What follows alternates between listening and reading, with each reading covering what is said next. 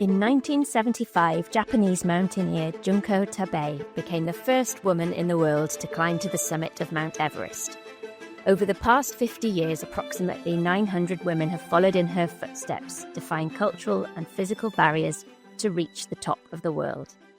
My name is Tori James. I'm the first Welsh woman to climb Mount Everest, and I'm on a mission to shine a spotlight on this little-known but incredible woman and celebrate this 50th anniversary milestone by sharing stories from women around the globe who have also reached the summit of the world's highest peak. Welcome to the First Females podcast, Croeso, as we say in Wales.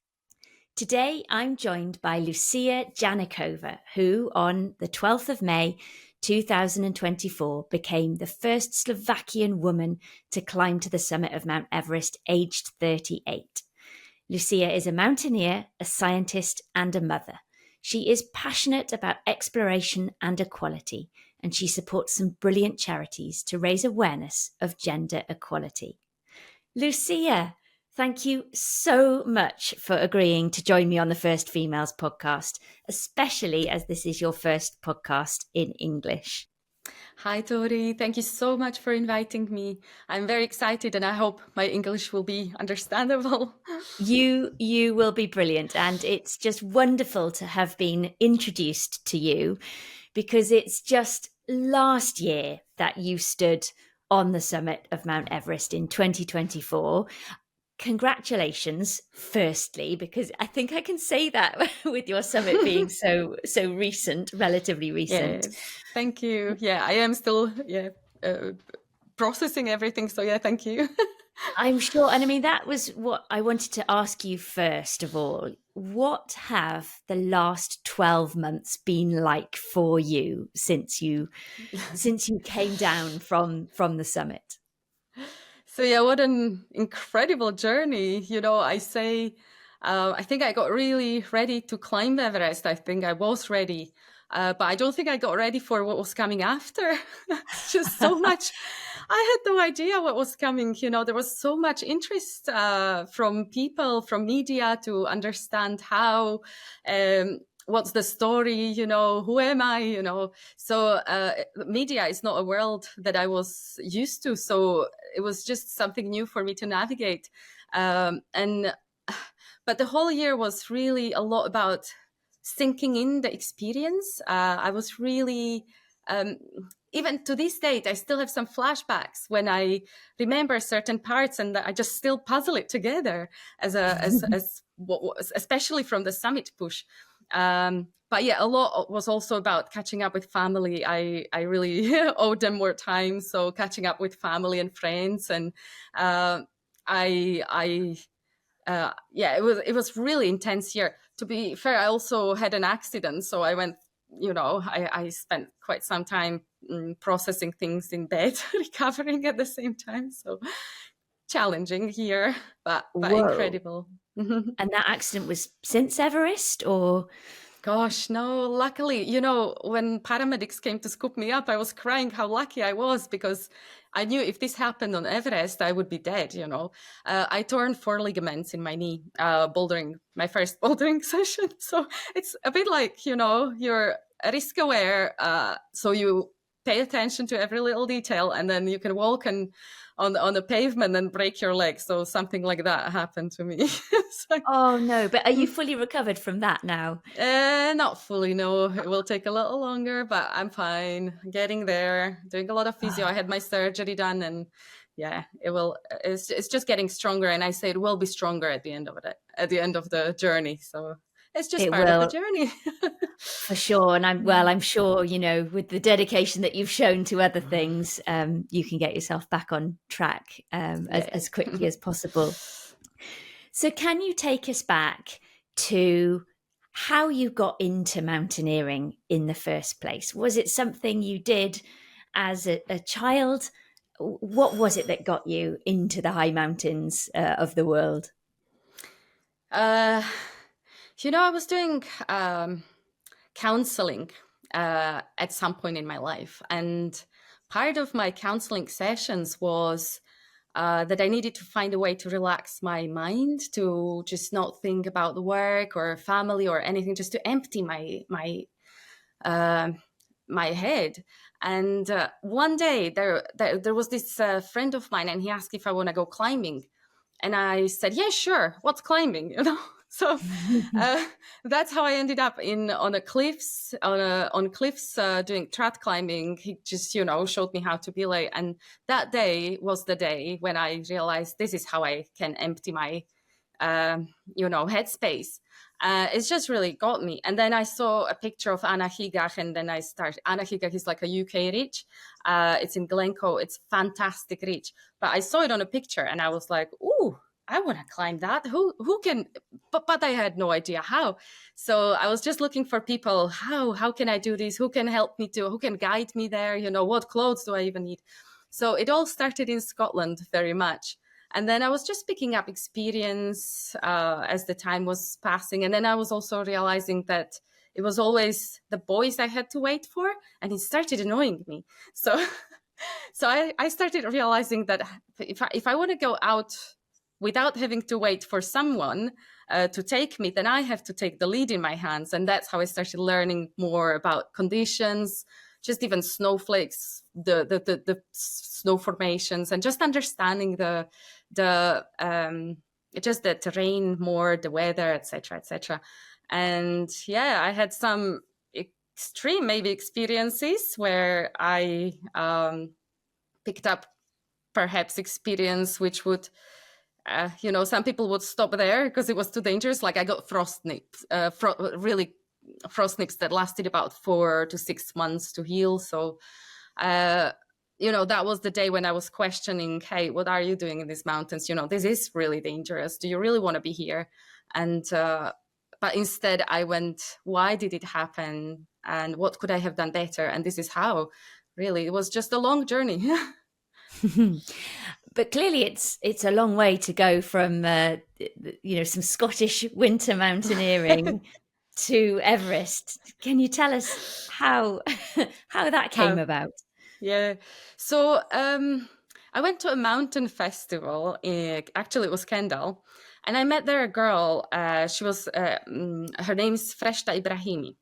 And she's an Afghani girl. And she told me she wanted to climb Everest as first Afghani back then. And I thought like, oh my God, this is just incredible. You've got this opportunity. But how crazy, I was thinking at the same time she was, I just didn't, think about, like, I couldn't even imagine. I just knew Everest would be extremely hard. But I went home and I just started asking who was the first Slovak woman? And I just started Googling, and I could not find who was the Slovak woman. I was finding who was the Slovenian. I was like, not Slovenian, Slovakian, and turns out none, And then I told it to my partner, and he said oh, well, then you should. And I'm like, I laughed at him, big time, because I really couldn't imagine myself, I was just way too aware of the difficulties it would bring. So, but then I started telling this to other people, my friends, my family, and instead of getting, oh, you're crazy, don't be silly, they were like, oh, if I can imagine someone up there, then I think you could do it. So it's just how it started. The idea, a little information started turning into a huge dream. I always also wanted to raise money for some charity, certain charities. So few things just were puzzled or just clicked together, and it all just happened. Yeah. Tell us a little bit about the charities that you were hoping to support at the same time. Mm-hmm. So I really, really wanted to support Women's Aid, because it was Women's Aid who helped me.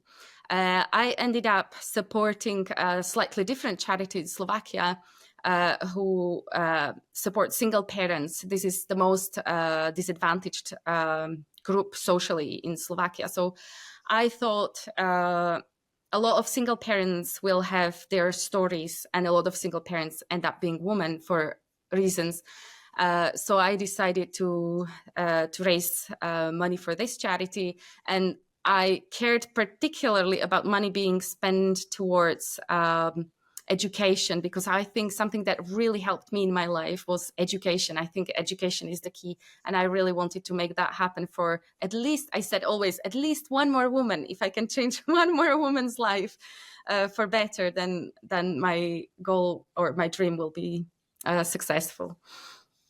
And I know you shared with me before this podcast that, you yourself have been through some incredibly challenging times in your personal life that has led to you supporting these charities. What can you say about those? What are you happy to say about those, Lucia? Just by past experience. So I am a lot better talking about it now, but I was very quiet. In fact, that was killing me, being quiet about the issues I've experienced in my life. But yeah, it was, I should really go back to my childhood. Something I realized later was that it was my childhood, which was, when we do things, what we learn as children, as what's normal, then it comes back to us when we're adults, And when I was growing up, my dad was alcoholic, and he had very much patriarchal or stereotypical ways. And, I learned that was normal, and I didn't really learn to have healthy boundaries. I didn't understand this dominance, the male dominance, very well. Although, don't take me wrong, I love my father. He was a complex person. He's not with us anymore, but he was the one who was showing me the wrong. He was not the best example, let's say. Later, I was about 21. I was raped. I only now am able to talk about it, open up. I have dealt with the issue, and I'm really happy it is possible to still be okay despite this really awful experience. And then I did find myself in controlling relationship, something maybe people would call a toxic relationship, and I really needed help. I was really not okay in my life, but I don't want to be too sad about it, because if things didn't happen in my life the way they did, I couldn't, maybe I wouldn't be who I am now, and I really am happy I did that counseling. I had solicitors, mediator, etc. I got help. Help is out there for those who need to hear it. I changed. I decided I wanted to change my life, and I changed it as much. I did so much self growth that I ended up standing on top of the world. My little mini me who didn't trust herself. It was just me being very shy and just the one who's suppressed. And I just decided not to be that one anymore. I mean, it's incredible. I mean, those are clearly challenges in your life that you potentially would not have chosen for yourself. And yet off the back of those, you're now embarking on Everest, which, well, when you stood there, I don't know whether you were a year away from going or 2 years or more from going, what were you thinking about the mountain, and how did you go about training and preparing? So that was also a very long journey, as Everest is. And yeah, it did not come, the idea did not come overnight. The information was there overnight, but the idea came, or maybe not so much idea, but the confidence that I can do this took some time to build. I really knew I had not enough money. I mean, Everest is really expensive. I had no money. I had family to look after. I had job to go to. How was I ever gonna resolve all these problems? And then I had no experience with extreme altitude. So I knew I had a lot to do if I wanted to make it happen. My science brain was telling me, you can't just now train forever. You have to train specifically to your goal. What is your goal? Which muscles do you need?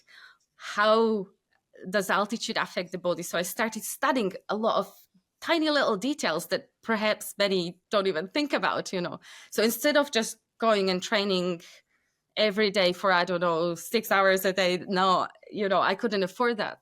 So I had a PT personal trainer, and he helped me to schedule my schedule, my training around my life. And it was a lot of cardio. So I would go for runs. I never ran marathon, which is an interesting information for many. So I went for runs. I was swimming. I was biking. So it was cardio. Then, of course, the gym. And then I was doing a lot of specific training. So I would put the rope on a long mountain and just put weights on my ankles and hands and just go up and down and up and down and up and down until you can no more. And, putting backpacks on and just, I did altitude I hired altitude tent only for a couple of weeks, which I think you need a bit more. If I was ever going to do it again, then I would use it for a bit longer than just 2 weeks. And then, of course, I had to go to extreme altitude. So I planned things I could just afford because I still didn't have money. So I went for Mont Blanc with a friend. Then I went for Mera Peak in Himalayas. And then I did Aconcagua in Argentina. So it was just a mixture of lots of things. And very importantly, I had weights and stretch bands all around the house. I would carry my daughter up and down the stairs, or when we went for a hike, I really needed to be creative, so just all these little things. Amazing. And how old was your daughter at the time? She was 9. 9. Okay. Yeah. Amazing. So, yeah. And she's tall and heavy, 40 kilos. Oh my God. It's like, she's very tall. She's, yeah. But she loved it, Yes.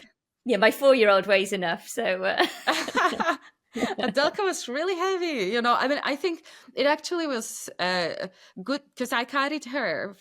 She's very tall, so she's been always quite heavy. We're nearly the same height now, So I carried her for quite some time in slings or, as a backpack, or I don't know how you say. So she helped my training a lot as well, just by being playful. Amazing. And what about the mental preparation for Everest? Were there things that you look back on now and you think you sort of naturally did things that were helpful in terms of mental preparation, or did you actually seek some good advice or receive any good tips from anybody? Yeah. So if I was to pick one important aspect of preparation from mental point of view, then I would definitely say positive visualizations and mentor.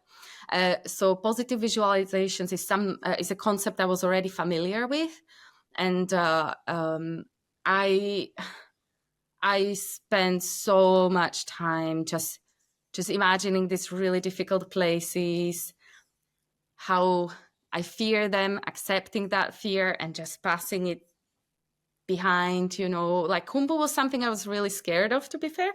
I wanted to climb from north side for that reason as well. But bureaucracy kind of stopped me. So I prepared for Khumbu Icefall as much as I could, just enjoy it when I was on it. It's just incredibly powerful tool, is our brain, and we can program it almost to do what we want it to do. So definitely positive visualizations. Then I had mentor, Keith Partridge.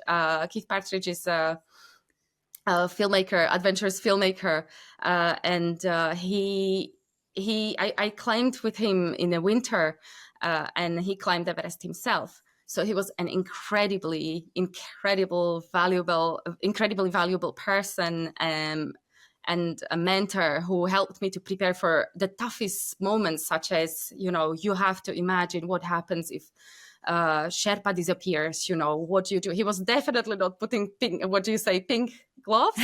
Pink goggles. Rose-tinted glasses. Yeah, exactly.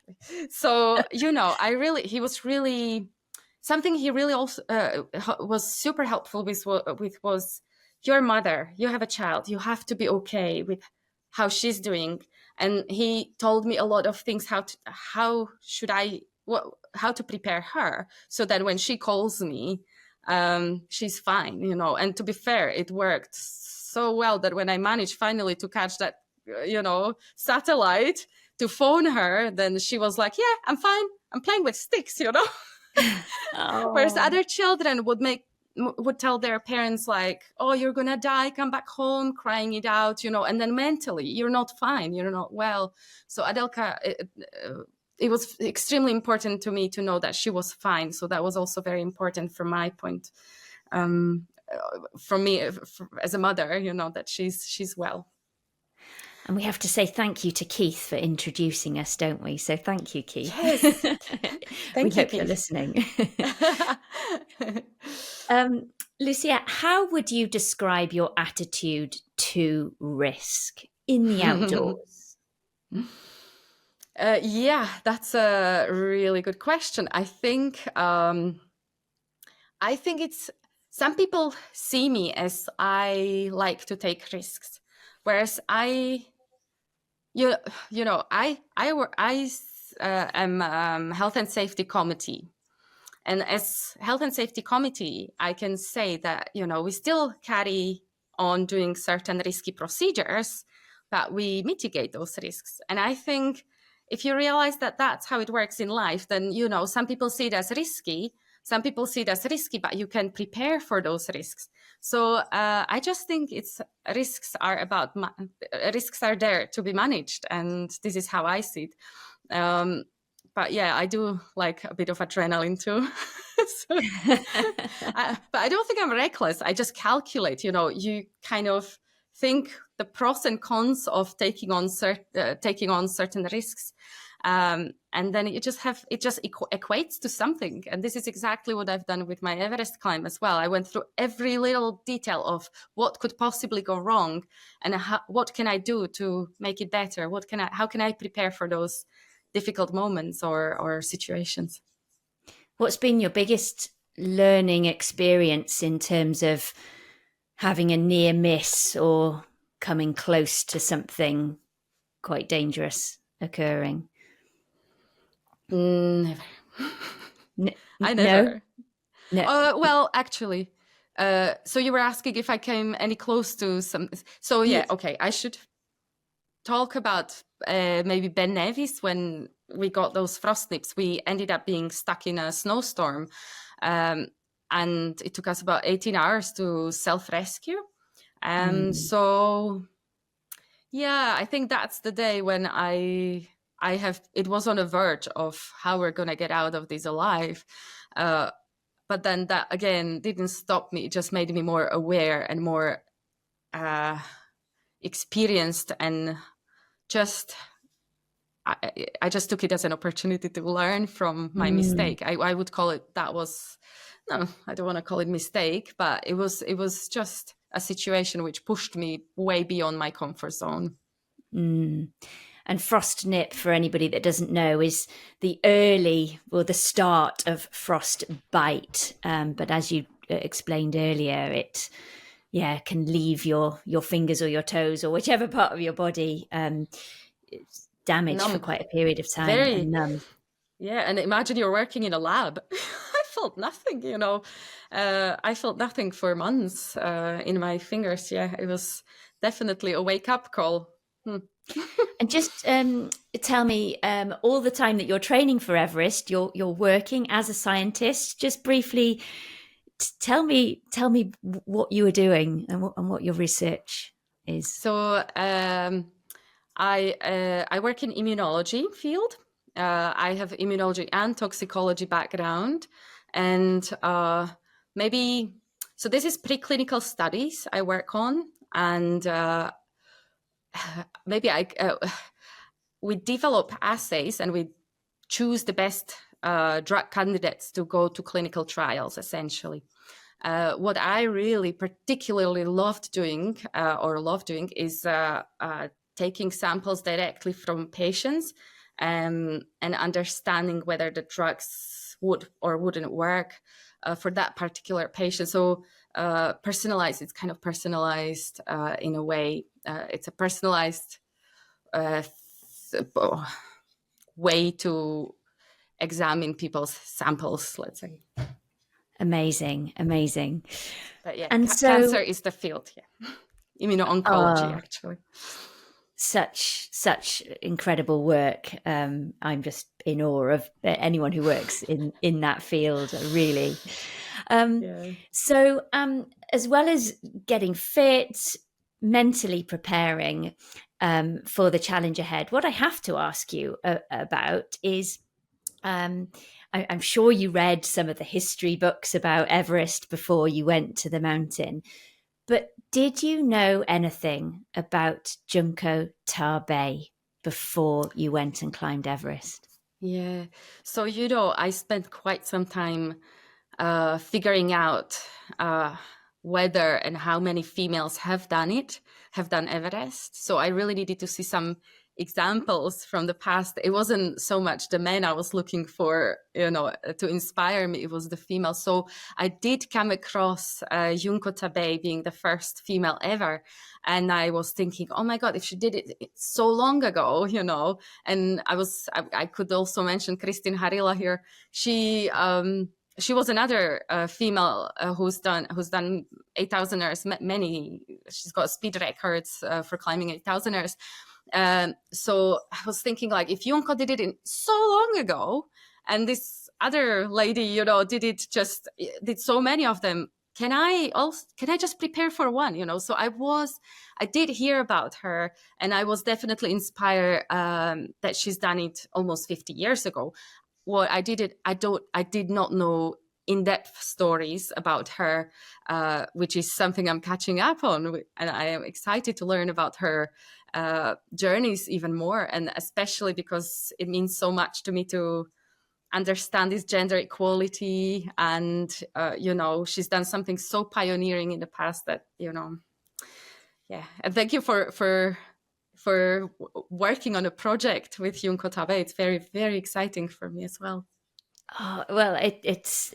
I think what I'm finding is that lots of women are getting excited about it. I'm asking at events, who's heard of her, and so few people have heard of her. And if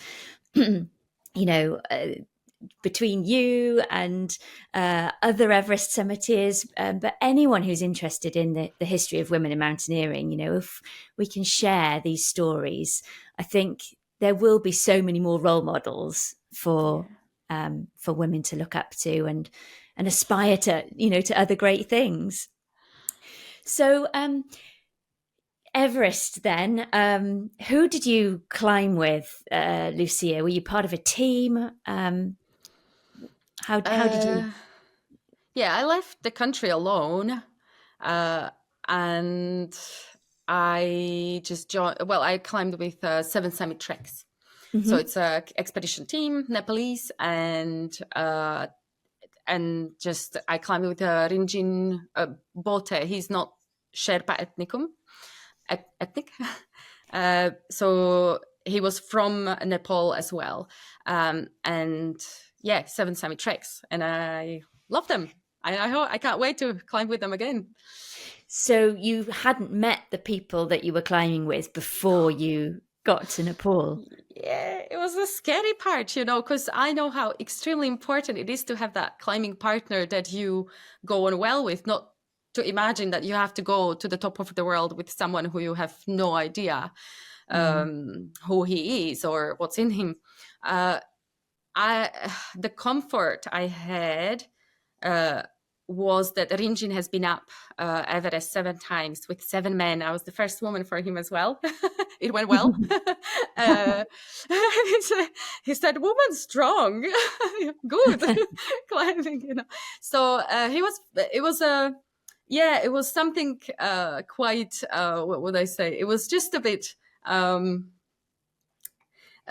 Daunting, maybe is the word, to go into that, put me into that situation. But I can't express enough how grateful I am for the expedition company and Rinjin himself for guiding me on Everest. He was incredible. I know I was lucky to have him. And how was the climb for you? What was the most challenging part. And was it as you expected, you know, having had lots of conversations with Keith beforehand, and I'm sure many other people, did it, was it what you expected when you arrived on the mountain itself? You know, Keith kept telling me, oh, like you will be more ready than 90% of people on the mountain, you know, because he knew how I climb. So he was boosting my confidence for sure. Definitely. But he was definitely talking about parts that I could only just imagine. And then I get to them and they are just as he described or as the books described. But there were sections which I haven't heard of, which I haven't expected. Like, for example, rocky cracks just past the balcony. It's like I don't know if this is how it used to be in the past, but it's pretty much like VS wall. It was incredible. It was my most beautiful, probably one of the most favorite parts of that summit push there, So, but this is something I didn't expect to be there, like standing like that, and then you need to climb it. It was amazing. So I think it was slightly harder technically, but that can be slightly harder. I say slightly harder than people say, because you will often hear people saying, "Oh, you can just like walk Everest, yeah, Sherpa will drag you up, ha ha ha." Yeah. So no, I think nothing unexpected for myself, but I can see how some people would be like, "Oops, what's that? How do I overcome this?" Yeah. Yeah. And the death zone, you've just mentioned the summit ridge. Did you call it the Rocky Crags? Is that what you called? No, there is just one section. I don't know. See, this is it. If it's the Rocky Crags is it's just a wall, rocky wall. I don't know how high it was, like 20, 30 meters or something. And it's just steep. It's like VS climb, I think, but you have fixed line, a fixed rope. So, it was just the fun part. This was past balcony, just as you turn left from balcony, and then you have these walls, and before you reach the summit, South Summit, even. I remember climbing in the darkness, and there being a rocky section, and our crampons were sparking on the rocks, and they were you could, in the darkness, you could see little sparks coming off them. I've had that a few times. I think I know. I think I know where you're talking about. But what was the death zone like for you? Because at this point, you're above Camp 4, you're above 8,000 meters. What was it like for you being in that death zone? So the summit, the death zone. Yeah, I think I arrived absolutely knackered to Camp 4. I have a short video where I'm like still eating, because scientist, I prescribed myself digestive enzymes, of course. So I kept eating, I was just hungry. And I'm saying like, oh my God, the Camp 3 to Camp 4 was amazing. But that last hour was like a torture, absolute torture, So I came to Camp 4 extremely tired. I have pretty much not slept for 3 days at this point. And I tried to, rest. I stopped calling it sleep. So I just tried to rest. We were supposed to leave at 7:30 was the tactic I wanted to follow. But we knew we didn't have many people on the mountain. And I thought that 2-3 hours of rest for the summit push is probably not enough. So we better stay here since we don't have the queue problem. And yeah, we left. But oh my God, I was excited. I was nervous. I remember leaving the tent. And then I had a bit of a breakdown when I saw the head torches high up on the mountain. I was like, we didn't leave until 10:30. Okay, so quite late. Very late, So I was thinking, oh my God, I just blew this. This is not going to happen, But anyway, what can I do? I can just try really hard. And you're tired. but head down and step. And then I don't even know how we managed to catch up with the first set of head torches, then we overtook more people, and we kept overtaking people. I don't even know, like Rinjin got that strength out of me somehow, or maybe this is just how often you will hear females perform quite well on a summit day. So maybe this is what was happening. I don't know.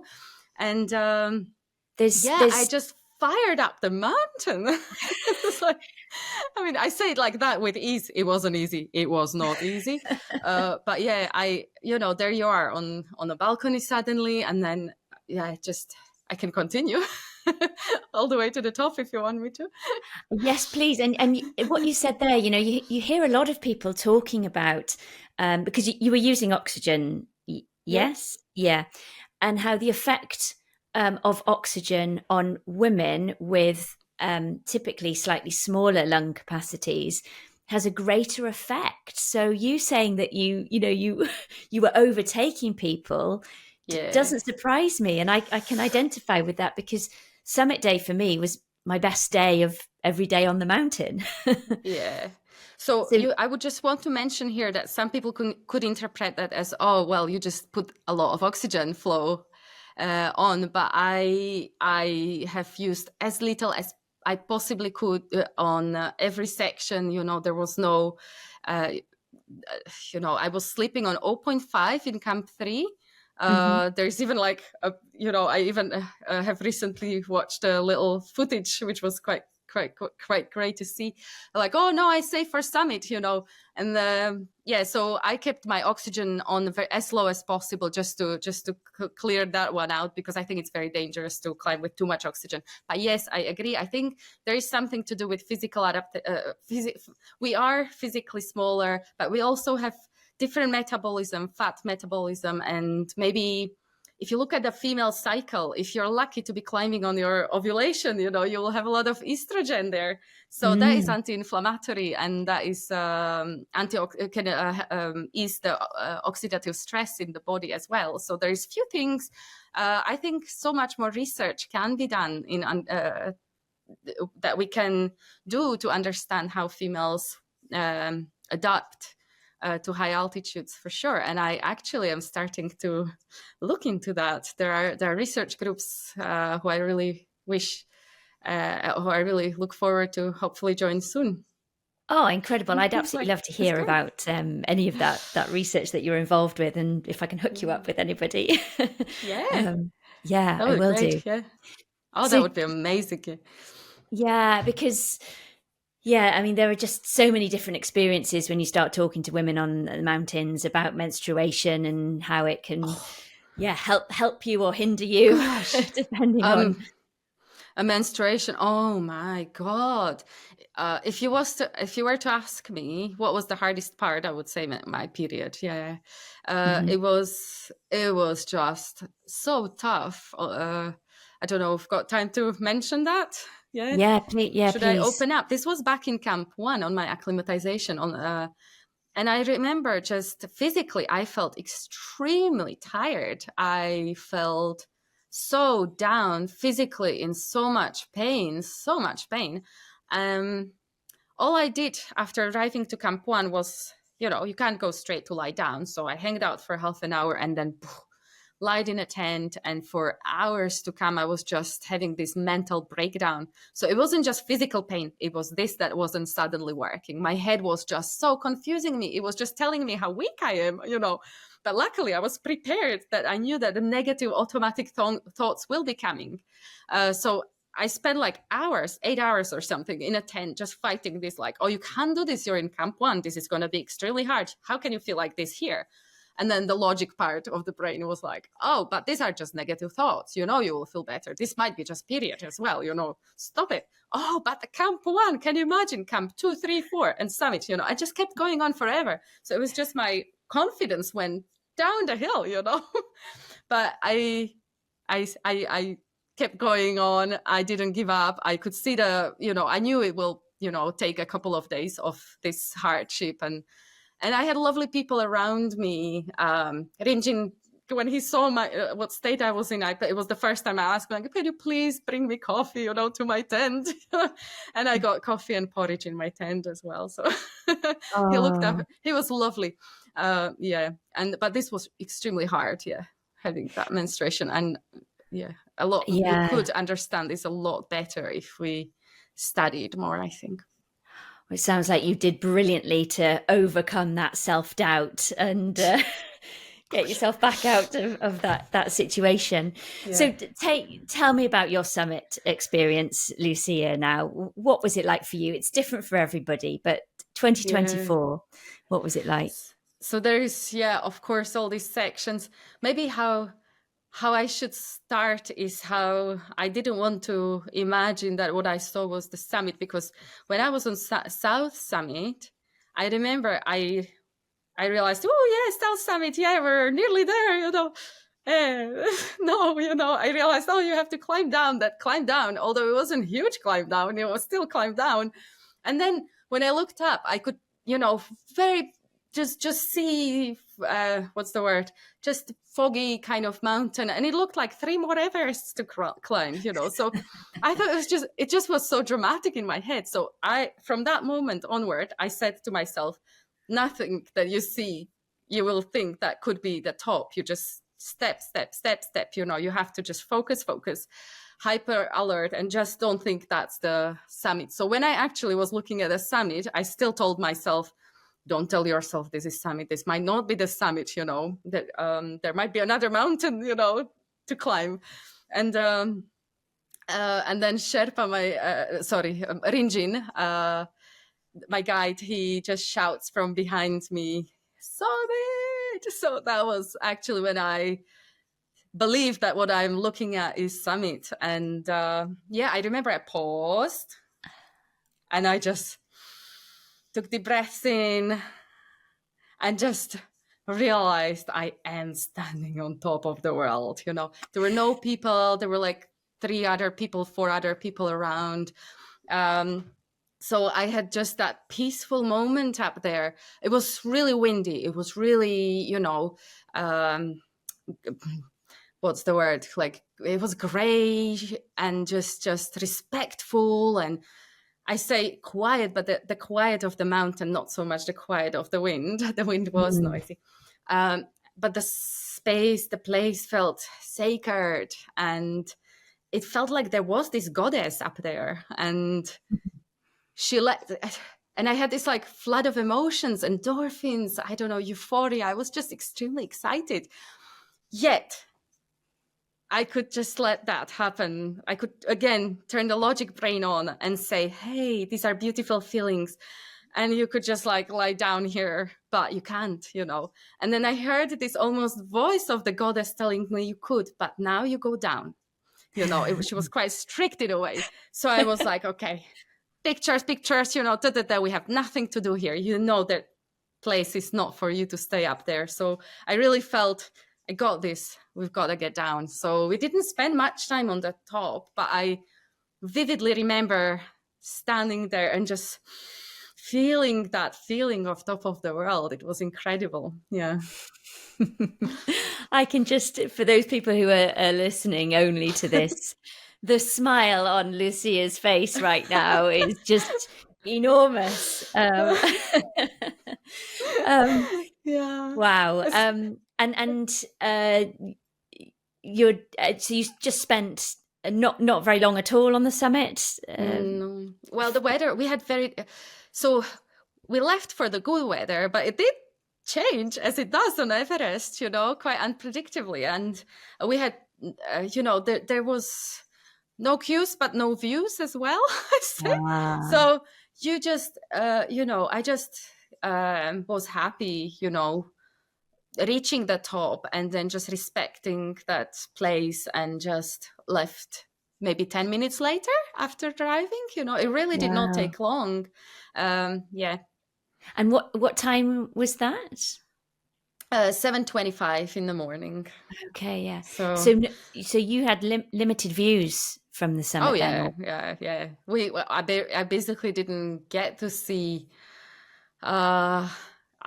I saw the stratosphere. I saw the, but I didn't have views until I descended back to about just above balcony. We started having views again.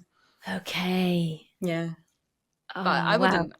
I still think it was the right decision. I still think it was, because the Everest is really, it's your own journey. It's somewhere here, and in your, it's your personal journey more than anything else. You could push yourself to, you just push yourself there so much that I didn't care if I could see something or didn't. It was, on personal level, I achieved what I was looking for there, for sure. And when you reflect on that journey now, is there a memory that really stands out in your mind that you'll never forget of being in the Himalayas? Or so this might sound maybe a bit unusual, but you know how they say that there's so many people on Everest and it's getting crowded and, it's being problematic. And yes, all of that is true. But when we were leaving balcony, Rinjin wanted to smoke, and it was like extremely cold. It was like minus 35 on our summit day. And Rinjin wanted to smoke, and I felt extremely cold. And I told him, Rinjin, I can't, I need to move. I just go.